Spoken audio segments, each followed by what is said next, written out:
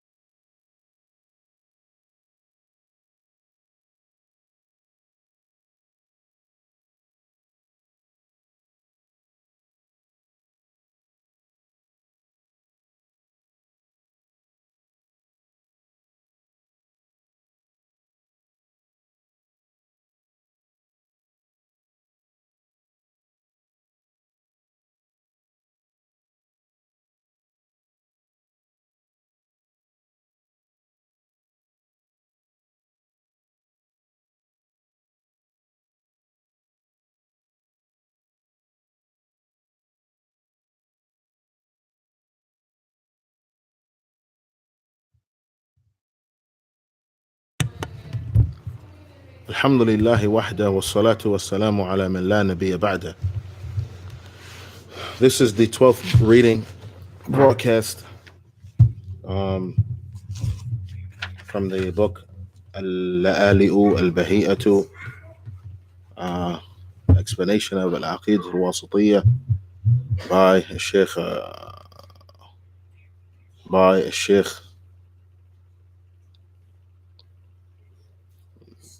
Salih al-Sheikh Hafidhullah wa waffaqahu. In the beginning of this class, we ask Allah Ta'ala to help us and aid us and give us success, rectify our affairs, purify our hearts. We ask Allah Ta'ala to, barakallahu feekum, give us firmness in our religion. Give us firmness in our religion. Give us firmness in our religion and aid us and guide us and our children, our family, our loved ones. We'd like to welcome the brothers and sisters in the Atlantic City area, and the brothers and sisters in the Alabama area. Barakallahu feekum. طيب. So we're still in the introductory, or we're still in the part about that explains the summarized methodology of Ahl Sunnah wal Jama'ah in approaching the names and attributes.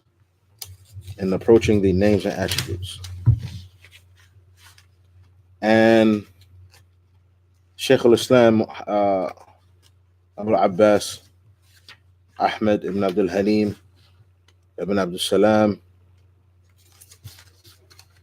ibn Majd al-Din rahimahullah ta'ala, Ibn Taymiyyah, he mentions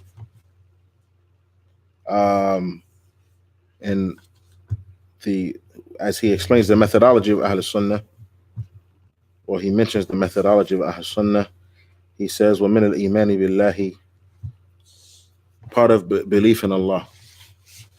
Part of the belief in Allah is الإيمان بما وصف به نفسه في كتابه وبما وصف به رسوله. Part of the belief in Allah, the correct belief in Allah, according to Ahl Sunnah wal Jama'ah, is believing in what Allah Ta'ala described himself, believing in that which Allah Ta'ala has described himself with in his book, the Quran, and in the Sunnah, and what the Messenger of Allah has described Allah Ta'ala with in the Sunnah. And the Sheikh, he is mentioning some principles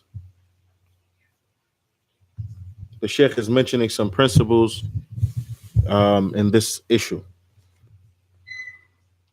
And he says, and he mentions several principles, and we mentioned them in previous classes. He says, وَالْقَوَاعِدُ فِي هَذَا كَثِيرًا. There are many principles in this issue, in this subject matter. وقد ذكر ابن قيم رحمه الله تعالى منها ما يضيق المقام على تعداده. And Ibn Qayyim rahimahullah ta'ala has mentioned in his in بدائع الفوائد,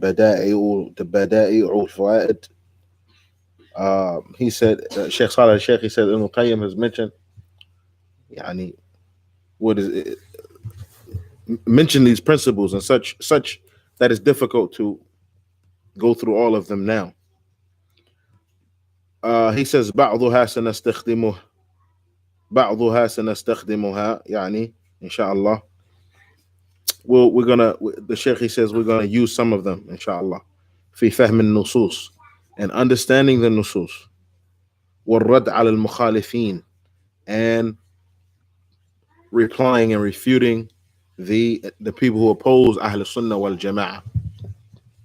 And he mentions including al-mu'awwilatu, yani including al-mu'awwilah, those individuals who try to change the meanings. They say, no, this is not what's meant. What's meant is this.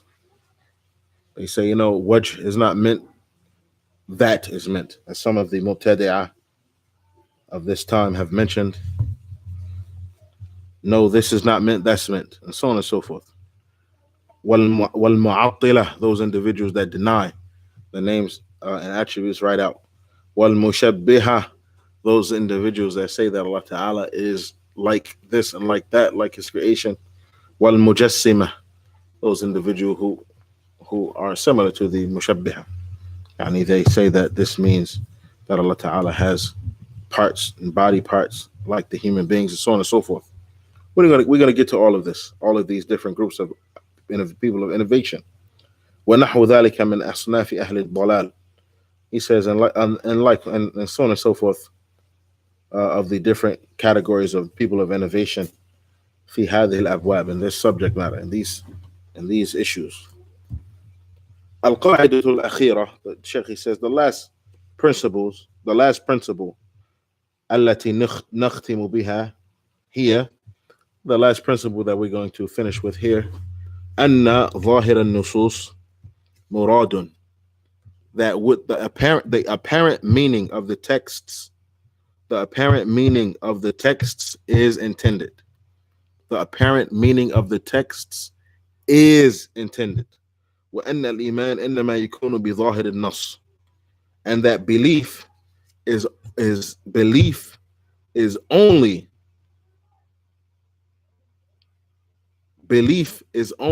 in what is apparent from the texts. We are responsible. We are tasked. We are ordered to believe in what is apparent from the texts.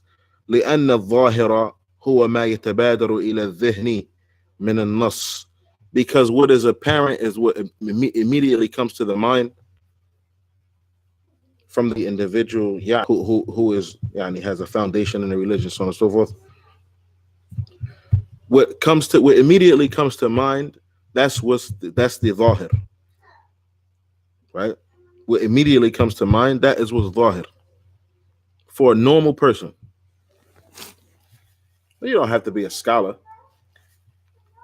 You don't have to be a scholar to understand what is zahir, right? You don't have to be Sheikh al-Islam, so on and so forth, right? But you can't be somebody whose natural disposition has been corrupted, right? And of course, in these issues, we return back to the Sahaba. We return back to the Messenger of Allah sallallahu alaihi wasallam and his companions and the Salaf. He says, وَهَذَا هُوَ الَّذِي كَلَّفَنَا اللَّهُ بِالْإِيمَانِ بِهِ. This is what Allah Ta'ala has charged us with believing. Allah Ta'ala has charged us with believing what is apparent from the texts. إذ لم نكلف في الغيبيات أن نؤمن بأشياء وراء الظاهر لأنها لا تدرك. He says because those affairs that are affairs of the unseen, the affairs that are affairs of the unseen, the things that are affairs of the unseen, that are unseen, we have not been charged with believing in what is behind the text, what is behind what's apparent. Once again, we have not, this affair, this is something that is unseen. Allah Ta'ala's name, attributes, Allah Ta'ala's names, they are affairs of the unseen. Allah Ta'ala is unseen, right? In the hereafter, we'll see Allah Ta'ala. May Allah Ta'ala make us of the people of paradise, so that we can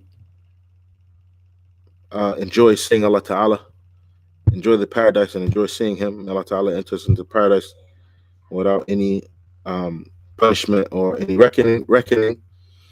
In this life, however, Allah Ta'ala is unseen. Likewise, His names and attributes, they are unseen issues. And Allah Ta'ala has not charged us. Allah Ta'ala has not made us responsible for believing in things that are behind what is apparent, because they can't be reached. It's impossible for us to reach them. وهذا الغيبيات لا بد من إدراكها. Right? وهذه الغيبيات. Yani, if you're going to believe in something that's behind what's apparent, when you're talking about things that are unseen, you have to. Right? No, the Shaykh says. The Shaykh says these things that are unseen, we have to understand them.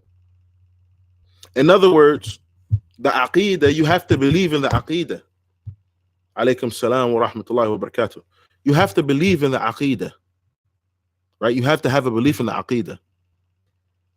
So the belief that we are charged with is believing in what is apparent, not what's behind that. Because if we have to believe in what's behind that, it's no way for us to know what's behind what's mentioned.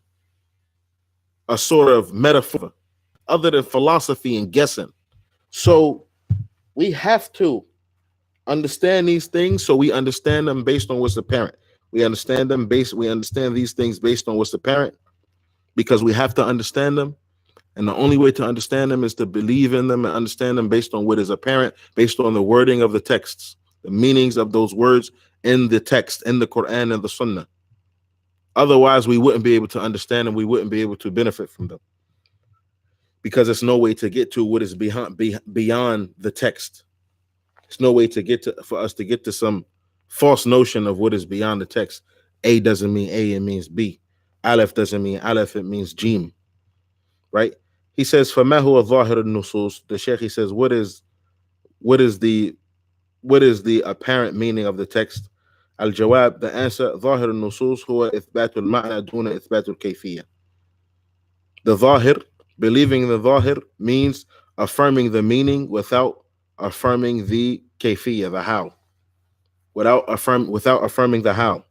وَلِهَذَا وَجَبَ الْإِيمَانِ بِهِ. And based on this, the belief is obligatory. لأن فيه إثبات للمعنى دون إثبات الكيفية. Because in this way we affirm the meaning without affirming the كيفية.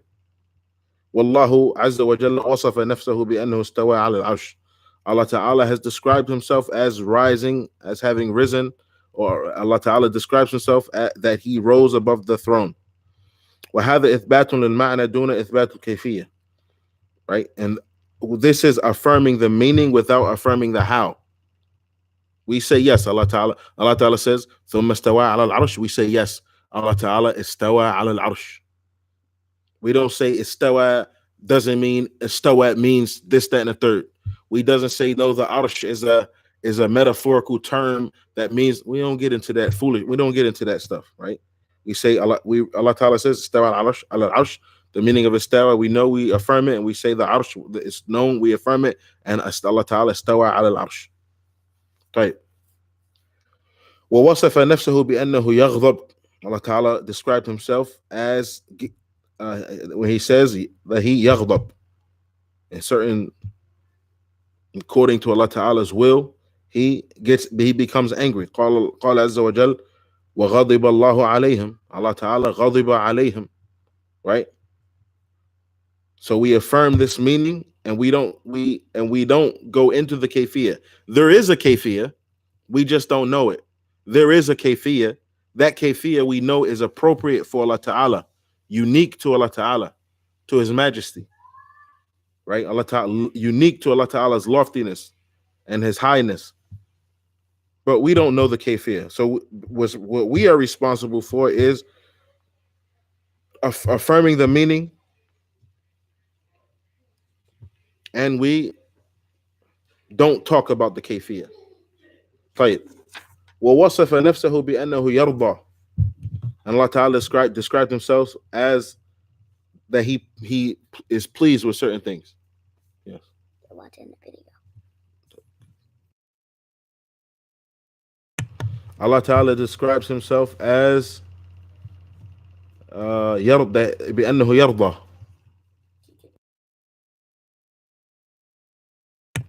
Allah Ta'ala describes Himself بأنه يرضى, that He is pleased with things or actions, people. هذا إثبات المعنى دون الكيفية. This is affirming the meaning without affirming the kayfiyah, without affirming a kayfiyah. وفظاهر النص هو المعنى الذي دل عليه. The apparent, what is apparent of the text is the meaning that the text contain. The meaning of the text. What's apparent of the text is the meaning of the text. أما كيفية الاتصاف فإن هذه لا يدل عليها ظاهر النصوص. He said the kayfiyah, the how Allah Ta'ala is described with these meanings is not part of the meaning of the words. How Allah Ta'ala is described with these attributes or these actions and so on and so forth is not part of the meaning of the words. ولهذا ضل من ضل حيث زعم وظن أن ظاهر النصوص فيه تشبيه والتمثيل. And because of this, individuals have gone astray and have embarked upon heresy.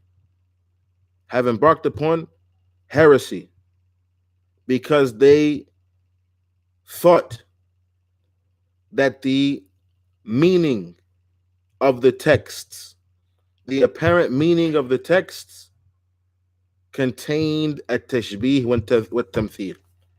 They said like some of the Mu'tadi'ah, they said we don't affirm this meaning of this word after admitting that this, for example, the face. They deny the face of Allah Ta'ala. They come to those ayat that have where Allah Ta'ala mentions that, right? Tabarak ismu rabbik, tabaraka. What's the verse in Surah Al-Rahman? Allah Ta'ala mentions Barakallahu fikum. تبارك اسم ربك ذو الجلال والإكرام. تبارك اسم ربك ذو الجلال والإكرام. No. تبارك وجه ربك ذو الجلال والإكرام. تبارك وجه ربك ذو الجلال والإكرام.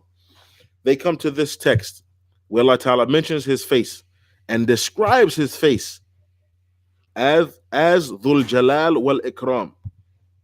So He mentions the face, and He mentions His face, and He mentions descriptions for His face. They say no. They take this way that the Sheikh just mentioned, right? They say we do not affirm that Allah Ta'ala has a face. Even though the word wajh means face, right? They start mentioning philosophy and nonsense and foolishness. They say, no, you don't understand the Arabic language. They play with the Muslims. They play games. They say, no, you don't understand the Arabic language, and you need to understand the Arabic language, and so on and so forth, and A B C D F G, and 1 2 3 4 5 6 7, and they and they play games and nonsense. They say a whole bunch of nonsense, and then they say what's apparent from the meaning of the word wajh is not what's intended. That's what they say. They say that straight to you. I heard them with my own ears. I heard them with my own ears, and I've seen them with my own eyes. They say what is apparent. They admit that what is apparent from the text is wajh, face. But they say no. This meaning that the wajh means face, if we affirm this, right, then we are affirming for Allah Ta'ala characteristics of his creation. That's what they say. That's what they say. So they deny what is apparent from the texts and they go somewhere else.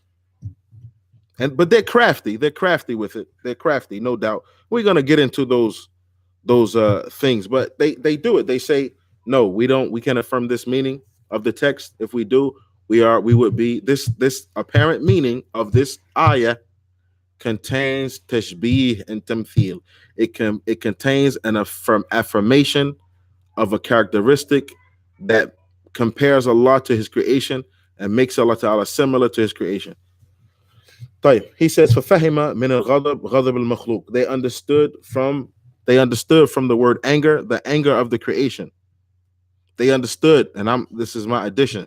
They understood from the word face, the face of the creation. The Sheikh, he says, يعني كيفية غضب المخلوق, meaning how the anger of the creation is. وَفَهِمَ مِنَ الرِّضَى رِضَى الْمَخْلُوقِ. And they understood from the fact that Allah Ta'ala is pleased with things, the being pleased of the creation, the characteristic of being pleased that the creation has. يعني كيفية رضا المخلوق, meaning the how the creation is pleased. That's what they understood from the texts. فيفسرون الغضب مثلا بأنه ثوران دم القلب. And they, for example, the Sheikh, he says they explain the ghadab, for example, by saying it is the boiling of the blood, boiling of the blood. غليان الدم, right? The overflowing or the boiling of blood in the heart. وهذا أثر الغضب في المخلوق. The Sheikh, he says, and this is the result of the anger in the creation. وليس هو معنى الغضب. This is not the meaning of ghadab. This is what happens in the creation. When a person gets angry, this is what happens to them. Their blood boils, right? Or their blood overflows, or they become furious and they turn red in the face, and so on and so forth. This is the meaning. This is what happens when the creation becomes angry. This is not the meaning of ghadab. بل الغضب له معنى كلي لا يتقيد بالمخلوق. He said the word ghadab has a general meaning that is not specific to the creation. Once again, the term ghadab as a concept, it has a meaning that's not specific to the creation. وهذا الباب مهم جدا. And this is a very important issue. فإن الإيمان بظاهر النص هو إيمان بالمعنى الذي دل عليه هذا الظاهر. He said, believing in the what is apparent from the texts is believing in the meaning, is believing in the meaning of the words of the text, the apparent words of the text. وهذا الظاهر أحيانا يكون إفراديا نفهمه من كلمة واحدة. He said, and this what is apparent, sometimes it can be based on a single word, right? We can understand it from a single word. وأحيانا يكون هذا الظاهر تركيبيا نفهمه من تركيب الكلام. He said, and sometimes we can understand what is apparent based on the context, right? You have to look at all of the words together. يعني أن الظاهر ينقسم إلى قسمين. The Sheikh, he said, as the concept of a zahir, what is zahir, what is the meaning, the apparent meaning, is two categories. ظاهر إفرادي وظاهر تركيبي. Right? الظاهر الإفرادي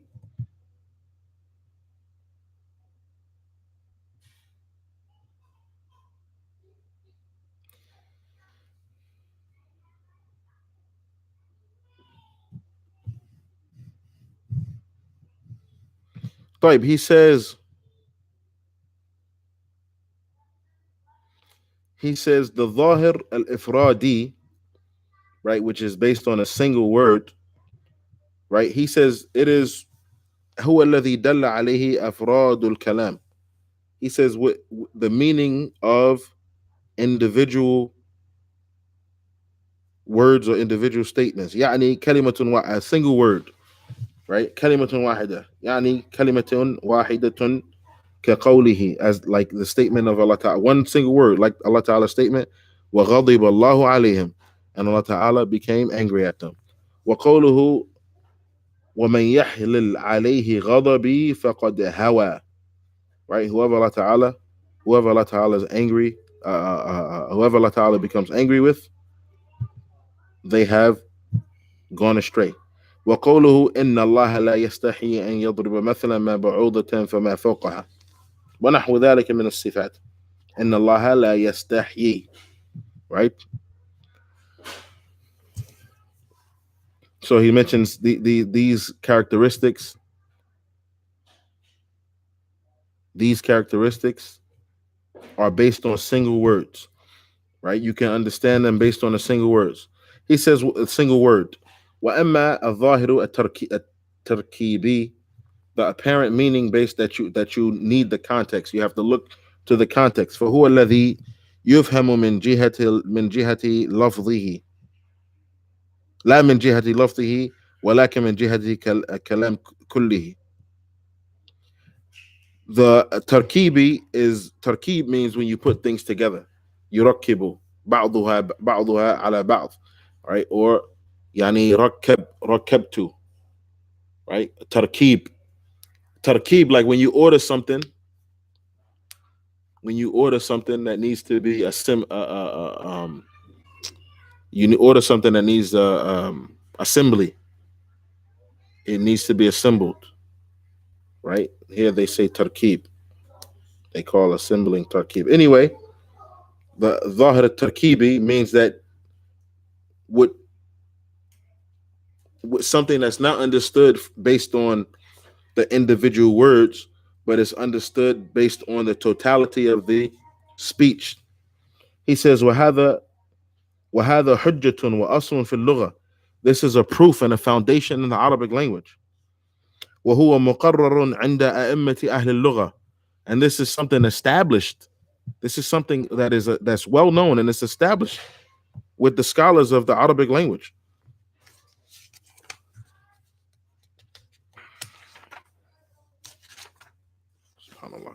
طيب. وكذلك أئمة أهل السنة. Likewise, the scholars, the imams of the Sunnah, في كتاب العقيدة, في كتب العقيدة, in the books of عقيدة وغيرها, and other than the books of عقيدة. فيفهم بسياق الكلام. Right? Some things are understood based on the context of the speech. وهذا هو الذي يسمى عند الأصوليين الدلالة الحملية للكلام. الدلالة الحملية للكلام. هذا في غاية الاهتمام في غاية الأهمية للناظر في هذا الباب. He says this is of utmost importance to the one who is reading and studying this issue, this subject.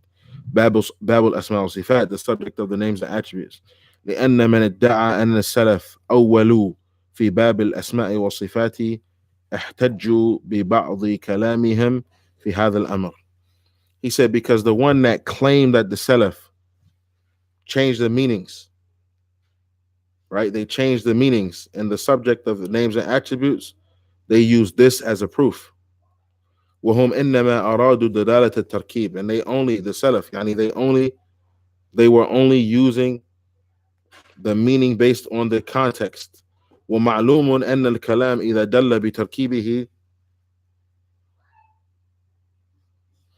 دل بتركيبه فإنه لا يكون نفيا لما دلت عليه أفراده. He said, and it's well known that when speech has a meaning in a certain context, that doesn't deny the meaning of the individual words.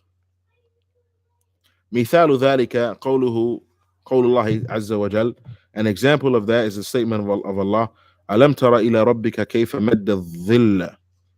Right? ألم تر إلى ربك كيف مد الظل. الظاهر الإفراد للكلام في قوله ألم تر إلى ربك أن الرؤية تكون لله, يعني يرى الرب.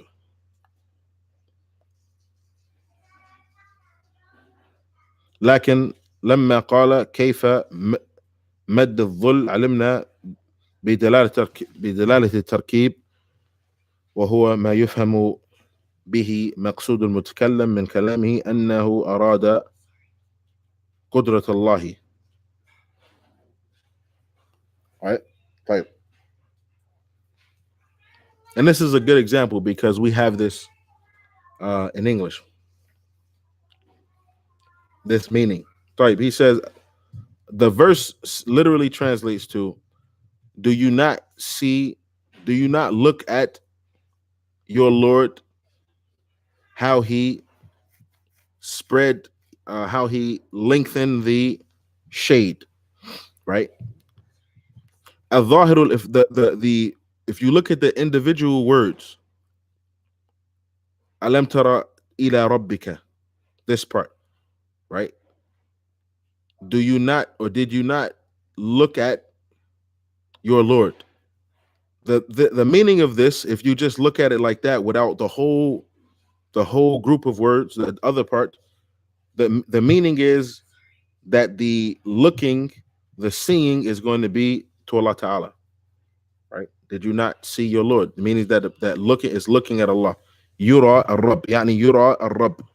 Allah, the Rabb is seen. لكن لما قال كيف مد الظل, how he lengthened the shade, علمنا بدلالة التركيب, we understand based on the context.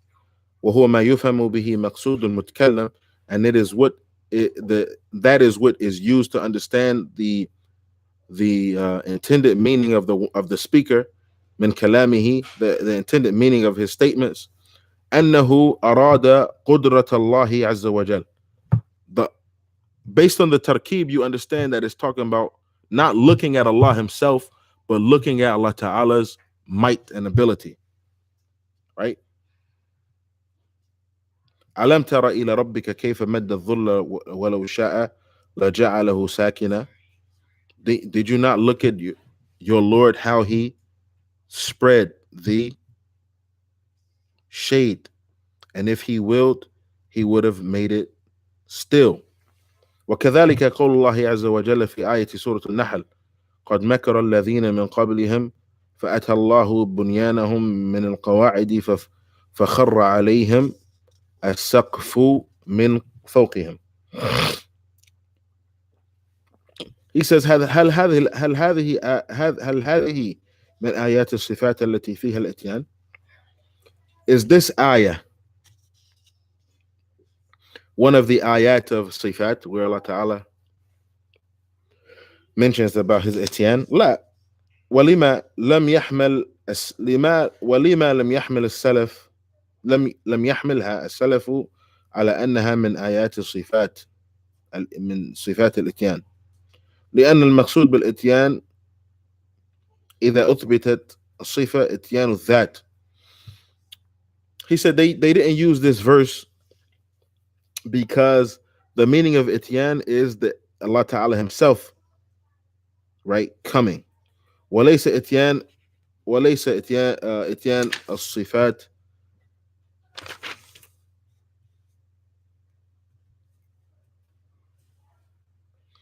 وإتيان الذات وليس إتيان الصفات, because the meaning is Allah Ta'ala himself coming, not his characteristics, right? That's the meaning of الإتيان. طيب, على كل حال, I think this is clear. The Sheikh is basically saying that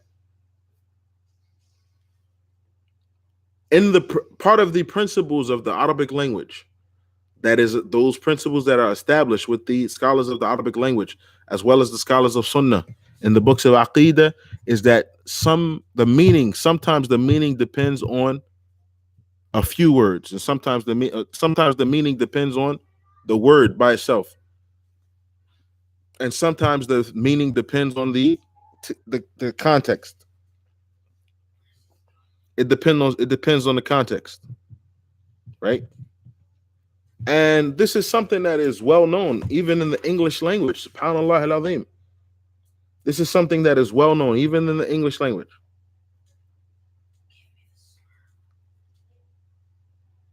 right? Barakallahu fikum. Depending on the context will dictate. Sometimes the context will dictate the meaning. Sometimes it's just based on the word itself. This is something well known in the English language, just as it is in Arabic. طيب.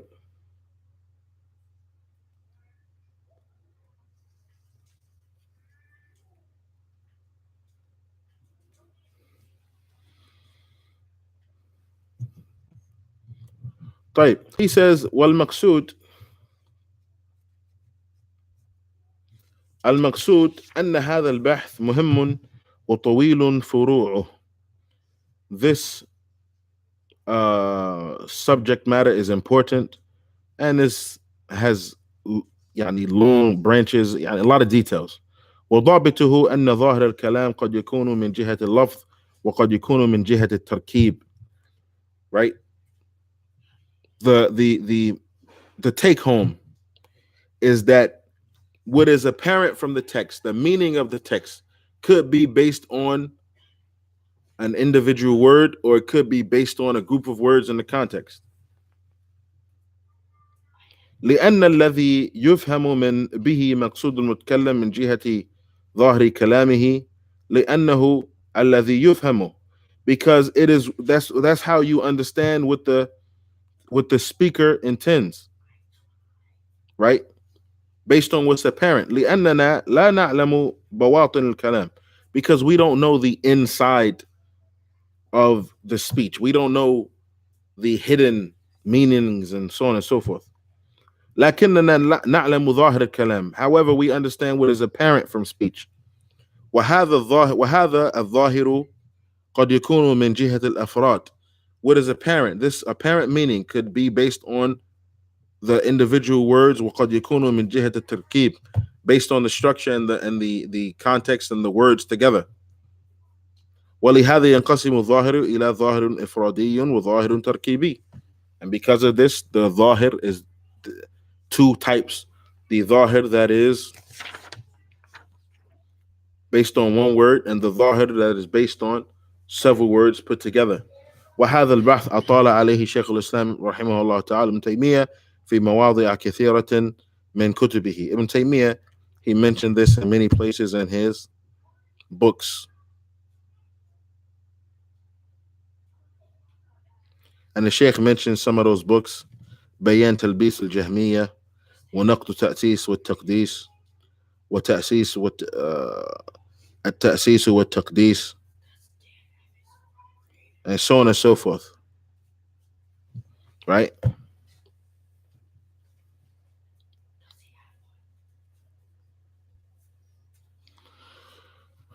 طيب. The Sheikh, he says وكذلك الحقيقة تنقسم إلى قسمين. Likewise, الحقيقة, what is called الحقيقة, right? We can translate الحقيقة, which is يعني on the other side of الحقيقة you have what's called المجاز, right? حقيقة and المجاز.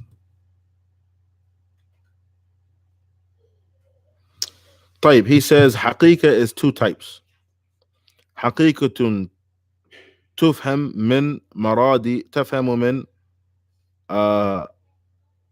مفرد الكلام, وحقيقة تفهم من يعني حقيقة تفهم من مفرد الكلام وحقيقة تفهم من تركيب الكلام.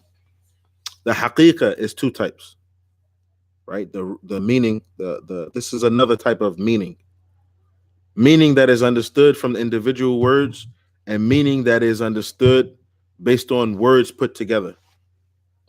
Likewise, this concept exists in English. وهي مرتبط بتقسيم ظاهر الكلام إلى ظاهر انفرادي وظاهر تركيبي. He said this is connected to the two types of ظاهر, the two types of apparent meanings. So here we dealing with meanings, right? The meanings. We're dealing with meanings,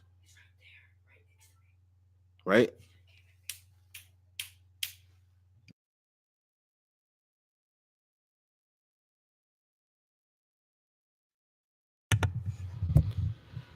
And these concepts, they exist, barakallahu fikum, in the English language, right? You use this word in general, it has a meaning, right? But when you use it in a certain context, it has a different meaning, right? And so on and so forth. Or when you use this word in general, this word has one meaning in general, or it has an understanding. But if you use it in another way, it can have a different meaning, right? For example, cats and dogs. Cats and dogs. There are a lot of cats and dogs in this neighborhood. Many of the people in this neighborhood have cats and dogs, right? Cats and dogs is clear, the meaning of cats and dogs. However, when somebody says it's raining cats and dogs, here the word cats and dogs is connected to the all of the words together, cats and dogs. It's raining cats and dogs. The meaning of cats and dogs here is based on all of the words together. So the Zahirun Lafzi would be, there are a lot of cats and dogs in this neighborhood. Many of the people in this neighborhood own cats and dogs. That's Zahirun Lafzi.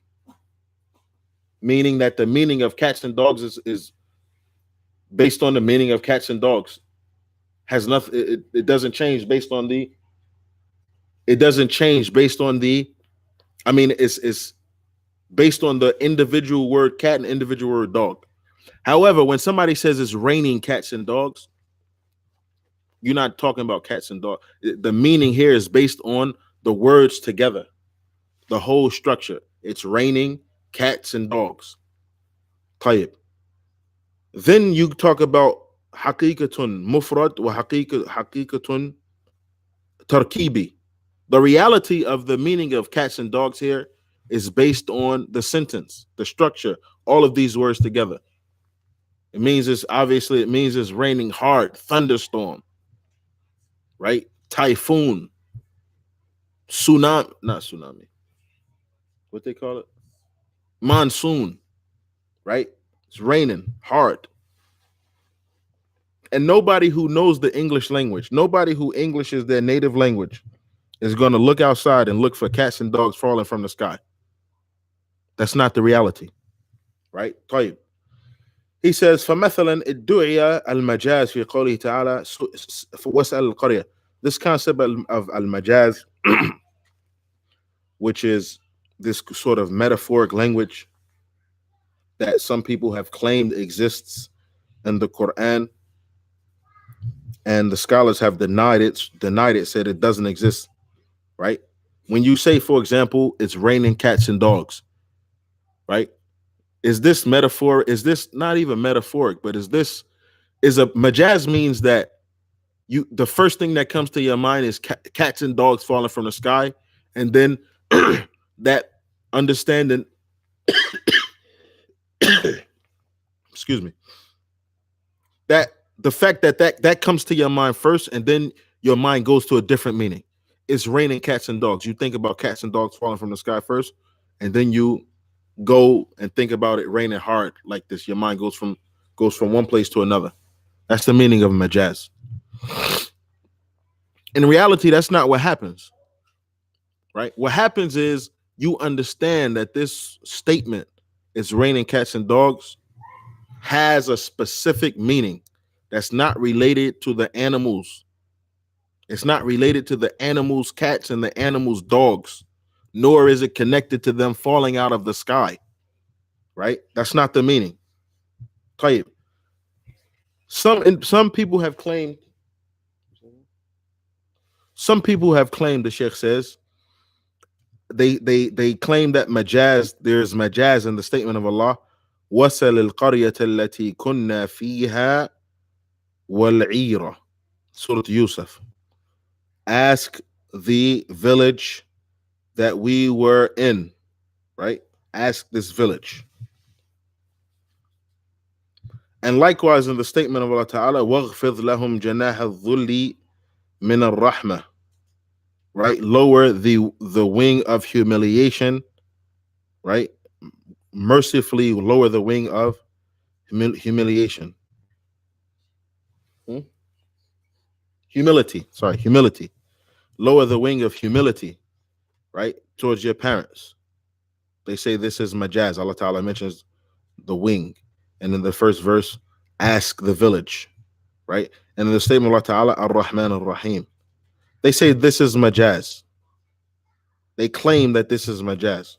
وهم يزعمون أن مثل قوله واسأل القرية التي كنا فيها والعير فيها إثبات للمجاز. They say that these verses, and specifically this one about asking a village, they say this affirms that there is something called majaz, this language where your mind goes from this meaning and then to the other meaning, this kind of like nonsense. وحقيقة اللفظ لم تعين بيقين لم تعين بيقين لم تعين بيقين. He said the reality of the word was not specified with certainty. وفهموا من حقيقة اللفظ هنا أن السؤال موجهة للقرية والعير.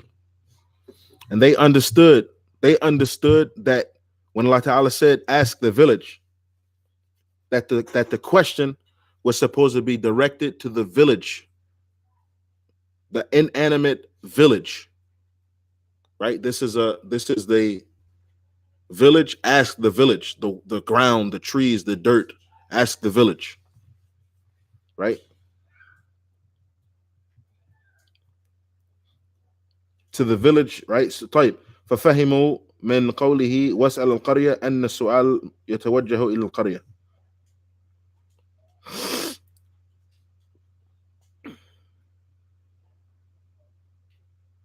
طيب, he says, we say هذا ليس بظاهر الكلام. The Sheikh, he said, this is not what is apparent from this speech. وليس بحقيقته أيضا, and this is not the reality of the speech أيضا. Also, this is also not the reality of the speech. لأن الحقيقة هنا تركيبية. He says because the reality of the speech is compound, it's based on all of the words together. ولأن الظاهر هنا ليس هو ما دل عليه مفرد اللفظ كما زعموا. He said what's the meaning is not based on the individual word without the other words. بل الحقيقة التركيبية هي المفهومة من قوله.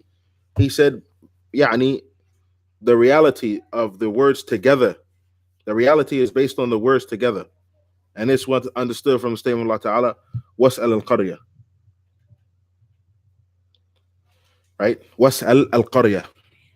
Ask the village. He says, وَمَعْلُومْ أَنَّ السُّؤَالَ لَمْ نُؤْمَرْ بِتَوْجِيهِهِ إِلَى جِدْرَانِ الْقَرْيَةِ. He said, and it's well known that the question, that we were not ordered to direct the question to the walls of the village. وَبُيُوتِهَا وَأَرْضِهَا. And the grounds and the houses of the village. إنما لمن يفهم السؤال ويجيب عليه وهم أهل القرية. He said that we were directed to direct the question. We were ordered to direct the question to those who would understand the question and answer the question, that they are the people of the village. فهذا يسمى حقيقة تركيبية أو ظاهر دل عليه تركيب الكلام. He said this is what is called حقيقة تركيبية أو ظاهر دل عليه تركيب الكلام. This is what is called حقيقة تركيبية أو ظاهر دل عليه تركيب الكلام. In other words, without translating these words specifically, even though I did in a few minutes prior, the meaning is this is the concept of the meaning being based on the context, the meaning being based on the words together, the group of words. And I mentioned an example in the English language, and we have other examples. We have other examples, right? We have other examples. For example,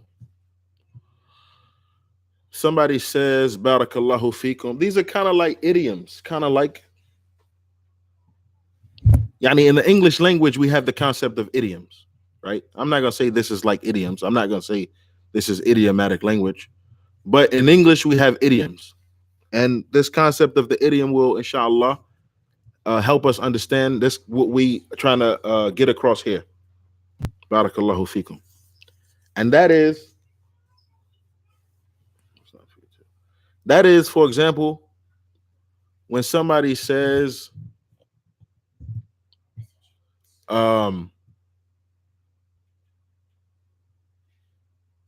8 ball.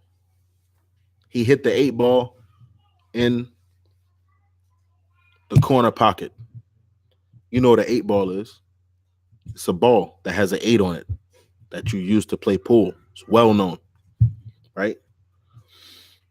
But when you say, man, it's a lot going on at work, I'm behind the 8 ball. I'm behind the 8 ball, right?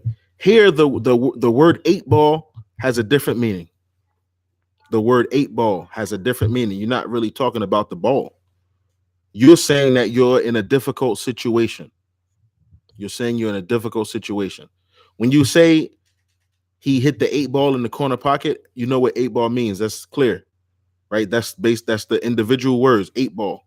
But when you say I'm behind the 8 ball at work, the meaning changes based on the words together. The meaning changes, right? And it's not majaz. It's not like you think about an 8 ball and then you think about, unless you don't know the language. If you don't understand the English language, it's not your language, you won't understand what this means, right? But if your language is the English language, then you're going to understand what that means. It's clear. You're in a difficult situation at work. So we'll stop here, inshallah. Azza wa Jalla. May Allah Ta'ala give us firmness and help us and aid us. May Allah Ta'ala give us success, rectify our affairs, ours and our families.